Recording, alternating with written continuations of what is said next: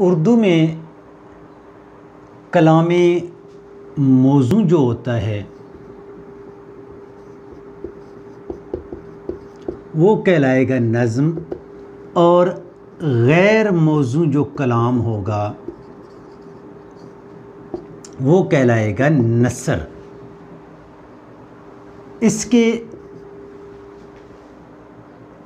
नज़्म के जो लफ्ज़ी मानी होते हैं वो होता है परोना, और नसर के होंगे बखेरना। यानी ऐसी इबारत अल्फाज जो गैर मौजू हो, जो गैर मौजू कलाम हो, जो बिखरा हुआ हो, वो कहलाएगा नसर। और जो मौजू कलाम हो, जो परोना, जिस तरह मोतियों को एक लड़ी में परोया जाता है, इसी तरह परोना, वो कहलाएगा नज़्म। नसर और कलाम नज़्म के फ़र्क को समझने के लिए वाल्टर पीटर का कौल, वो कहते हैं कि अजीम तरीन ख़यालात को लफ्ज़ों में बयान करना नसर कहलाता है, जबकि अजीम तरीन ख़यालात को अजीम तरीन लफ्ज़ों में बयान करना क्या कहलाएगा? नज़्म।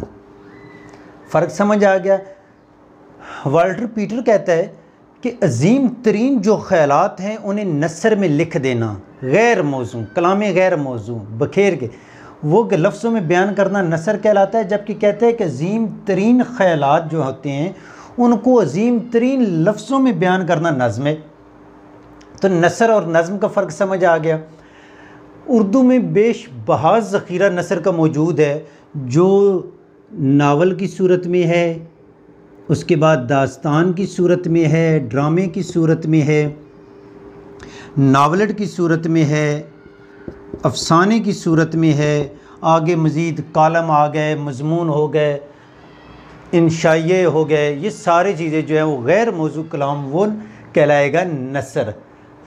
तो बहुत सिंपल सा है चीज़ कि जो मौजू कलाम होगा, जो औज़ान में अरूज़ में होगा, वो कहलाएगा नज़्म यानी शायरी, और जो गैर मौजू कलाम होगा वो कहलाएगा नसर।